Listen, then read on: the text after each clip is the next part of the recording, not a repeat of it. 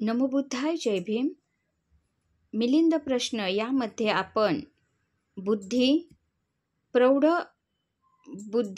प्रौढता कोणत्या 8 कारणाने येते हे आपण अभ्यासले आणि ती 8 कारणे म्हणजेच वयोवृद्धीमुळे, यशप्राप्तीमुळे, वारंवार प्रश्न विचारल्यामुळे, गुरुच्या संगतीत राहिल्यामुळे, स्वतः चांगल्या प्रकारे विचार करत असल्यामुळे, चांगल्या लोकांशी वार्तालाप करीत असल्यामुळे, मनाला प्रेम भावनेची सवय जडल्यामुळे, अनुकूल स्थळी वास्तव्य करीत असल्यामुळे मनुष्याची बुद्धी परिपक्व अर्थात प्रौढ बनते.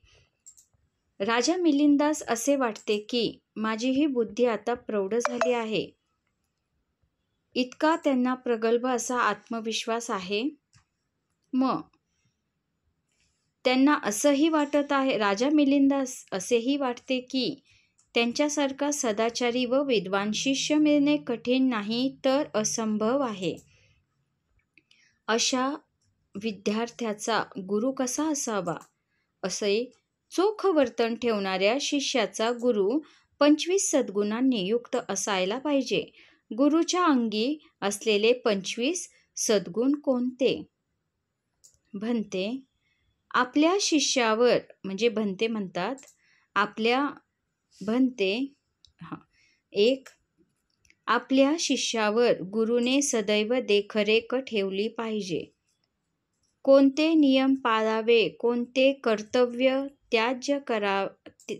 कर्तव्य त्याज्य मानावे यासंबंधी सदैव उपदेश करीत राहिले पाहिजे. कोणत्या गोष्टीत दक्षता बाळगावी व कोणत्या गोष्टीकडे दुर्लक्ष करावे यासंबंधी उपदेश देत राहिले पाहिजे. त्यांचे खानपान व झोपणे इत्यादी बाबींकडे लक्ष ठेवले पाहिजे. आजारात लक्ष घातले पाहिजे. आतापर्यंत त्याने काय मिळवले काय नाही या बाबीकडे लक्ष ठेवले पाहिजे. त्याच्या चारित्र्याकडे लक्ष ठेवले पाहिजे.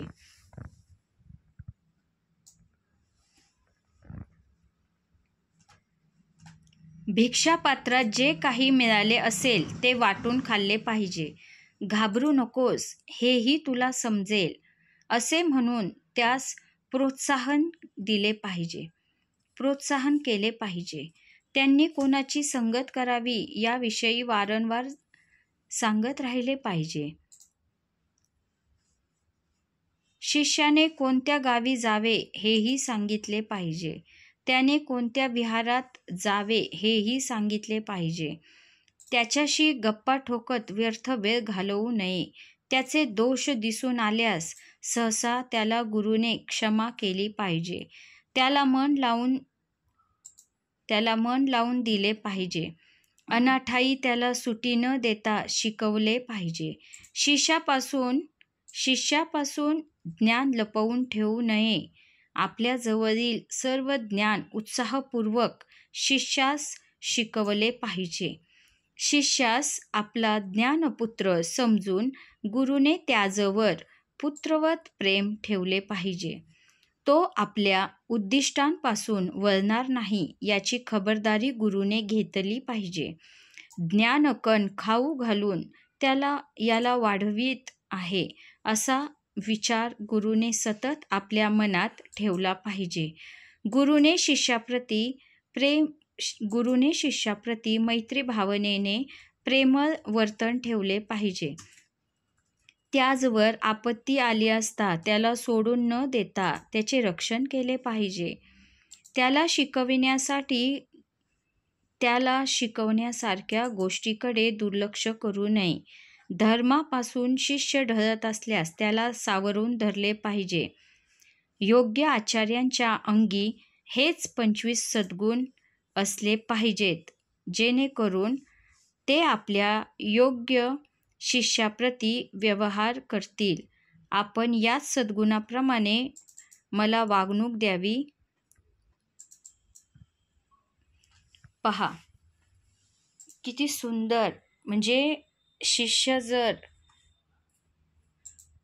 अनेक सद्गुणांनी, सदाचाराने, विद्वत्तेने योग्य आहे तर त्यांचा गुरुही कसा असावा, हेही या मिलिंद प्रश्नग्रंथात किती छान समजावून सांगितले आहे. साधू साधू साधू.